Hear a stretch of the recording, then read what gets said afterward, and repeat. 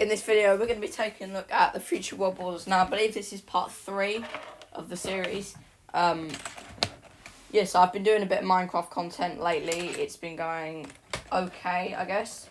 And yeah, we are just going to get straight into this. Now, I think I remember, this might have been last video, but we had the Middle East basically have an all-out war. So what happened is that Israel, Palestine, and Jordan, part of Jordan, all basically united. Took, I think, a tiny bit of land from Egypt. I think Egypt's border was there before. So yeah, took a tiny bit of land from Egypt, and also took land from I was going to say Saudi Arabia, but that's not. Now, Jordan, I think, was on the different side. Turkey took a lot of land. Their borders were here, I believe. So they've made an entire new area. Iran didn't lose nor gain any land. Yemen got annexed. Armenia and Azerbaijan got also basically, or they united. And Kuwait gained like that much land, which isn't bad for them because they're quite a small country. Ukraine fought back the Russians again, I think, and managed to take back the Donbass and all that. Russia annexed Belarus and Kazakhstan, and I think the Chinese Civil War happened. Also, Indonesia had a bit of a civil war. Now, this is where we're going to start to see some, like, big tensions rising because of alliances and all stuff like that. Now, we're going to have to take a look at the alliances. So we have the WDO, which consists of all of these countries. Now, Switzerland does break its neutrality after 200 years, about that, and they join it along with Austria. All these countries are in NATO. And Serbia, I think, got NATO-fied. So basically, the entirety of Europe is in NATO, except for, obviously, Kaliningrad and the rest. Now, what does Ukraine do? Now, Ukraine wants to make a smart move, as I think Turkey left NATO. If they didn't, we're going to say they've left NATO now. So, Ukraine and Georgia are pardoned in. This basically doesn't give Russia as much as it wanted. So, the WDO basically, they obviously are in Africa, so they decide to expand down towards South America. So Suriname and Guyana decide to join NATO, along with Panama and Colombia. It's not NATO, it's the WDO. I just call it that for some reason. Now we're going to take a look at the CSTO. So we have Russia, all these countries here, Pakistan, Myanmar, Laos, Cambodia. We have Xinjiang and Manchukuo, Lower Mongolia, North Korea, Indonesia, which is just one island now, Egypt, Sudan, and Libya, Iran, and yeah, so that's everyone that's in the CSTO. The CSTO is probably going to expand. I think the next move would either to be invade India or China. Now, we're going to take a look at the PDP, the Pacific Defense Pact, which is between Japan, South Korea, Taiwan, and the Philippines. China China doesn't want to join, as China is best friends with Taiwan. Taiwan's an independent country. China's led basically by a good government now, pro-Western government. So they decided to join, and Malaysia also wants to join along with Brunei, which I think that's Brunei and Singapore. So yeah, that is all the countries in the PDP. I think we're just going to take a look at the African Defence Pact, which isn't something too big. Now we have, obviously, it's created by the Central African Republic, and it involves Ethiopia, Somaliland, and Angola. So yeah, they're all the alliances of the world. There's not a lot. There's quite a few though. I mean, there's a lot of neutral countries still, more so in the south everyone's more neutral in the south, apart from like the Pacific. But yeah, that is all the alliances. We're gonna have some wars breaking out between. We're gonna have basically some Asian wars breaking out, and these are gonna have something to do with basically China. We're gonna have a lot of alliances building up to big areas. Yeah, we're gonna have a lot of alliances building up, a lot of alliances falling. So, what actually happens first? Now, China is basically a pro-US ally now. In this scenario, they're a US ally, and they basically want to help the US. They want to. They're basically, let's put it this way: they're best friends with the US now. And the US basically they see that a threat from Xinjiang is basically inbound, and they want to sort of stop it. They don't want Xinjiang getting feisty to them now. So they ask US for permission from like NATO and the UN to invade Xinjiang. US sort of hesitates, but China does provide them with some basically not evidence, but they basically provide them saying like, look, they're doing this, they're doing that, and it's not looking good. Now Russia doesn't supply Xinjiang, and basically they just leave their allies hanging. We see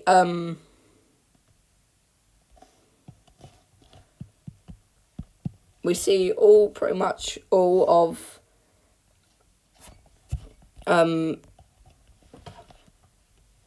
that's it. All of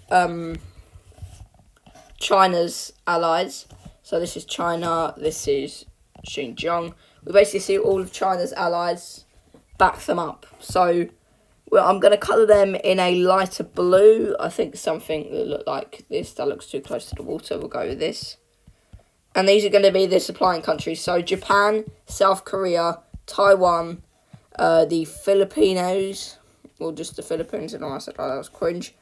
And Malaysia, Singapore, and Brunei. So basically the entire PDP all does decide to supply them. With this basically supply, this gives China enough to invade Xinjiang. As basically Xinjiang's being stabbed in the back by their only allies, which are Russia, Tajikistan, and Mongolia. I don't think Pakistan likes them very much. So anyway, we see China push into. Oh, I didn't colour in this country. We didn't do that for a layer. So we see China basically push the notice, and they begin their invasion of Xinjiang.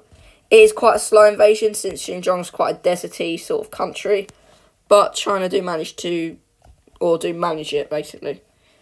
They push along all front lines, and eventually, after 2 months, manage to capture all this territory. It's not the best. They're struggling since Xinjiang is a very mountainous, deserty country. So they decide to amp it up a bit. They push in quicker and use a little bit more of their resources, but get a bit more done. The Xinjiang capital is here. So the Allies, or the Xinjiang capital's there. So the Allies push, or Chinese push around and up, and eventually manage to encircle the capital completely. After this, we see the Chinese completely encircle the capital, and they start to close in on it. Eventually, after some time, the Xinjiang capital falls, and Xinjiang just has its desert areas left, or this is like the colder region of Xinjiang now. The Chinese make sure to push around all the borders to stop any things happening. Eventually, they lock them in, but they are receiving supplies from Mongolia, who hasn't completely stabbed them in the back, which is good. Now they've surrounded their border, Mongolia can no longer supply them, which means Xinjiang is just going to collapse. And after another 2 months, they just completely capitulate. And that is the end of Xinjiang now. Xinjiang did not last long.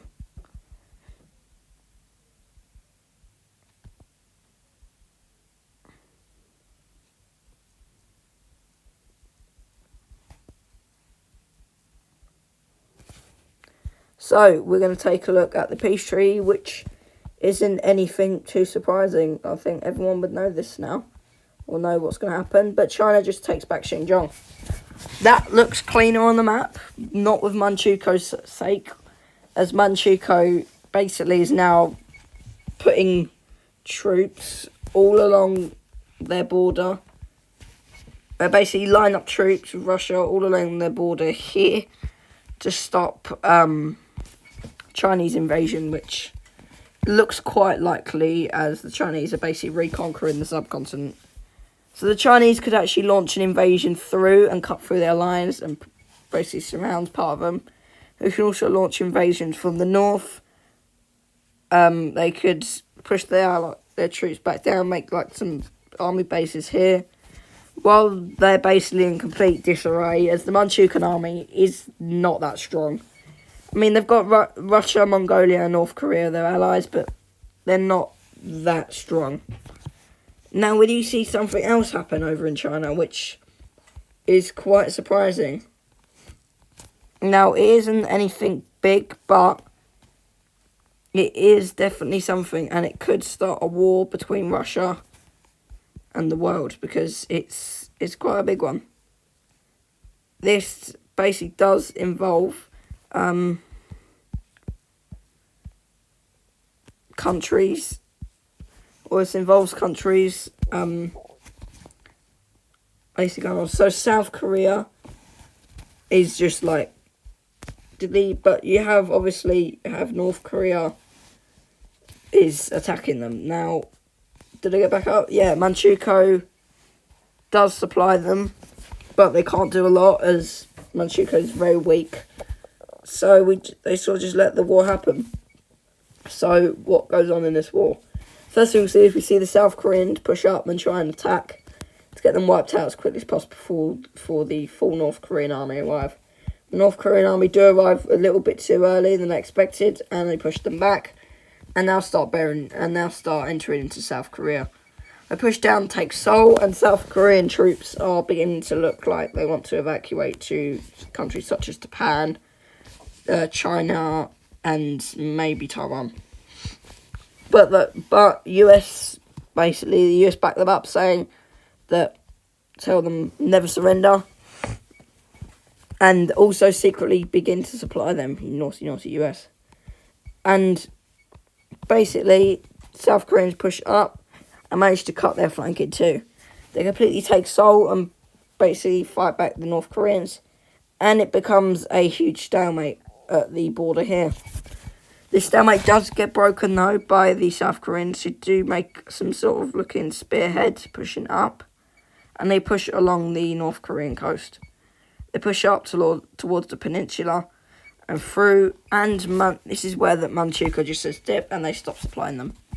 North Korea feels betrayed and eventually completely capitulates against the South Koreans. Obviously, you know what's going to happen here is that now it's not just going to be called South Korea, it's just going to be called Korea. So, obviously, this is what's going to go on. Boom, boom, pow. Boom. It's Korea now. So, Korea is fully a part of the PDP. That's lost a CSTO member, which actually kind of sucks for them, but it wasn't the strongest, so it's not going to kill them. We do have some other stuff kicking off, and this is mainly in South America. We're going to actually have two civil wars in the Americas. These civil wars are going to be, I'll tell you the other one after we finish this one, but basically,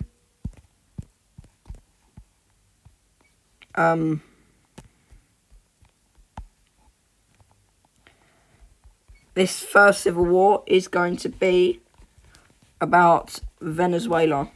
Now, they're a very anarchy country, sort of. They're quite pro-Russian, but there are people in the country that just say, no, we're not having it. So they have a couple of rebellions down in the south, which are like pro-Brazilian, and eventually managed to take the entire southern hemisphere. These rebellions cause a civil war, and more rebellions pop up. We have a rebellion around this lake area here, which I actually need to just colour in. So we have rebellions going on around the lake area here, which do go successful. Managed to take all the lake and bits of the coast. We have a rebellion down in the coast and the Venezuelan island, which does go successfully again. We also have another rebellion in the coast, and we have finally one of the bigger rebellions happening over here. So Venezuela is sort of crumbling, and they are rushing to take out the rebellions. So they push up and take this coastal one pretty easily, as it's the weaker one. They land on their island and take that, and manage to cut back this rebellion and take them out. The rebellions see that Venezuela is acting quick and they need to link up. So the sort of lakeish rebellion does link up with this bigger rebellion to form a bigger one. And they also link up with the southern rebellion. This now just does look like an absolute invasion. This does now just look like an invasion. But it's not. It's the Venezuelan Civil War. Now, we're just going to pretend that this goes on for years, and all that really happens in these years is an awful lot of bombing, and this tiny piece of land getting given back over to Venezuela invades. After a couple of these, let's say, after loads of these years, we finally see some movement. The Venezuelan rebels do make a push on their spearhead and manage to reinitiate this rebellion up here. This one connects up with these, and it looks like Venezuela is going to fall, as they've got basically something that's really open to just be encircled. This eventually does happen, but quite slowly, and as soon as Venezuela arrived, the rebellions managed to do it. And now look what we're left with. We're just left with absolute chaos. This gets completely taken, the Venezuelan people cheer, and it's here where both countries sort of meet for a peace treaty. Now, they're not countries, they're just alliances, but they meet for a peace treaty because, well, they're not alliances, they're basically, one's a rebellion and one's not. But Venezuela has to make a peace treaty with their own country, which is actually quite sad for them. Yeah, so what is the peace treaty? So it's basically a lot of land that is, what it basically is land that is taken in the rebellions, which is a lot of this. And we basically get that Venezuela is no longer a country. It is now East and West Venezuela. These balls are ugly. Hold on, let me fix these. So we have, that was taken in the war. So we have East and West Venezuela. West Venezuela is much more powerful than East Venezuela, as it's bigger, it's got more military, it's got the better land. Yeah, but East Venezuela still has a chance. I mean, they're led by the same government, but I mean, their capital, I think, was about here. The capital's probably something like up here now. As West Venezuela's capital is probably here now. So yeah, you probably didn't expect that. We now have East and West Venezuela. This South America is already another bunch of mess. But, I mean, what else do we have happening?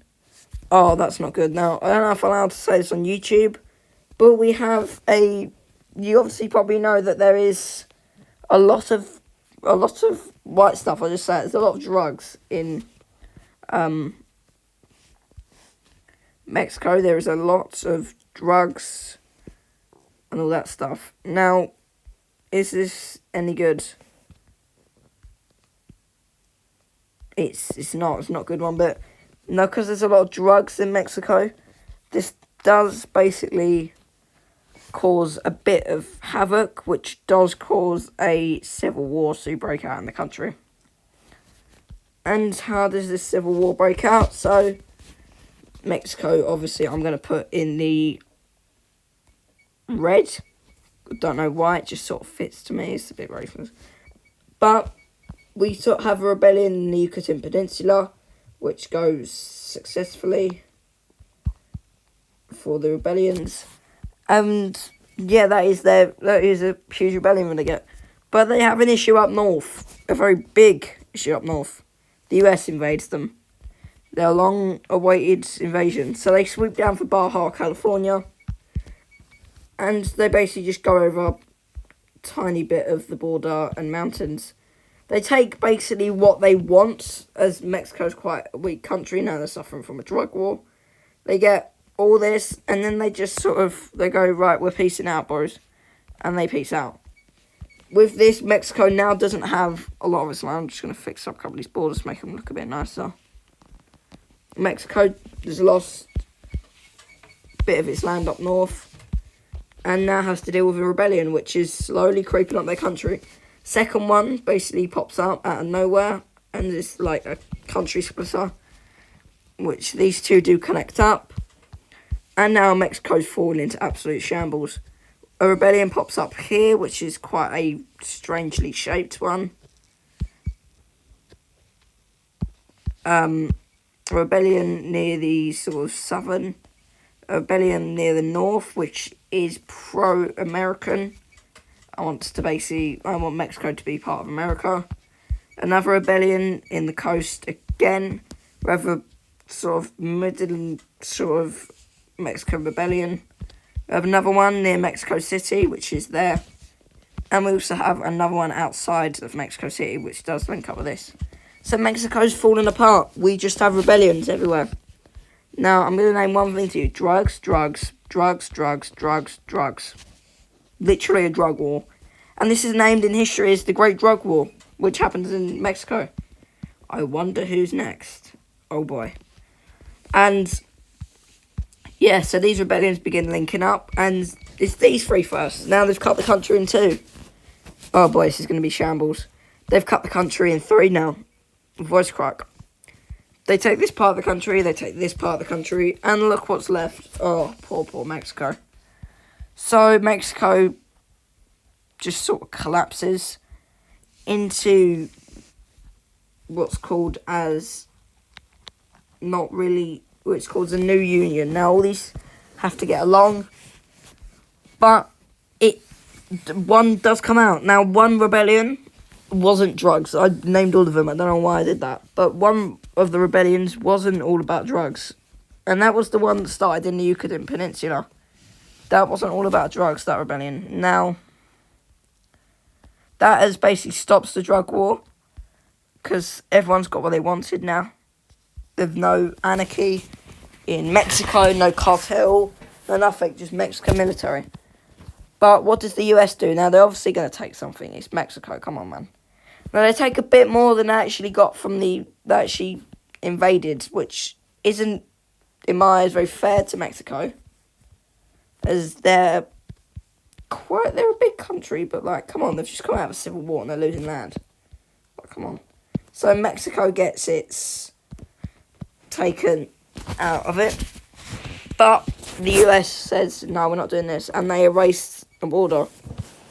This is not like thing related. I'm going to fix this border, maybe going to give US some more land of Mexico, which like that, and that is 100 times better than what it was earlier. That was awful diagonal line earlier.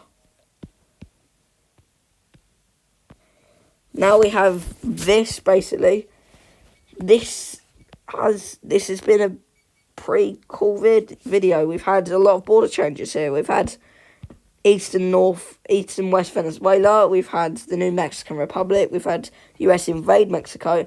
We've had China invade Xinjiang. What else could happen?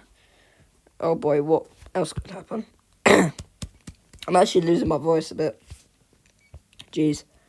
Now, it's kind of, Jesus Christ, I'm losing my voice. Kind of complicated, but we have CSTO invade CSTO.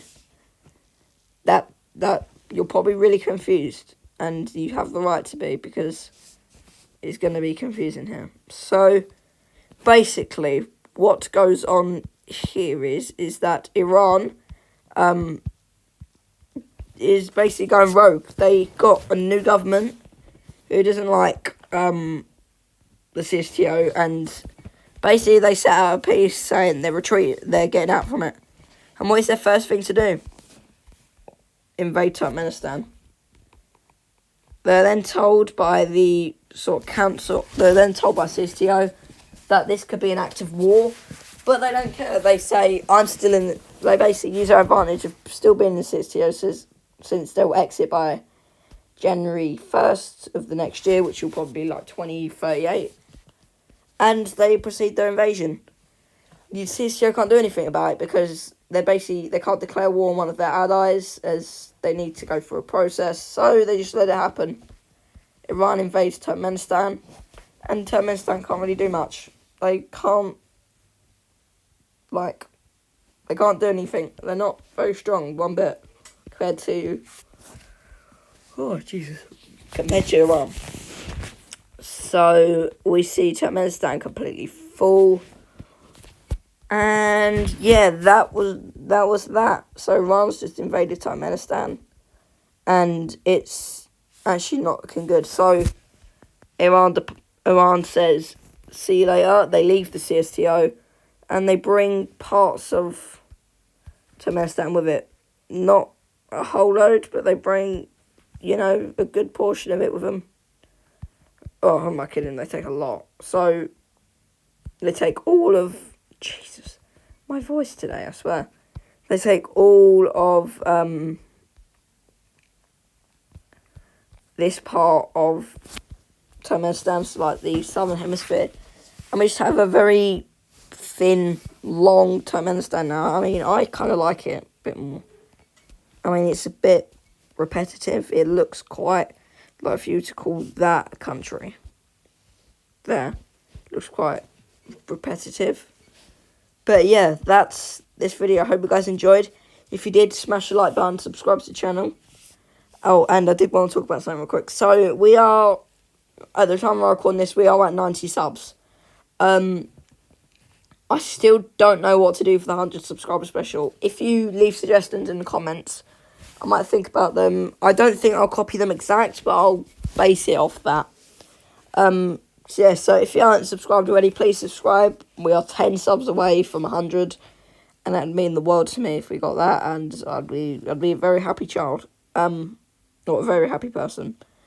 I hope you guys enjoyed, and yeah, make sure to join the Discord server in the link below, and I'll see you in the next one. Peace.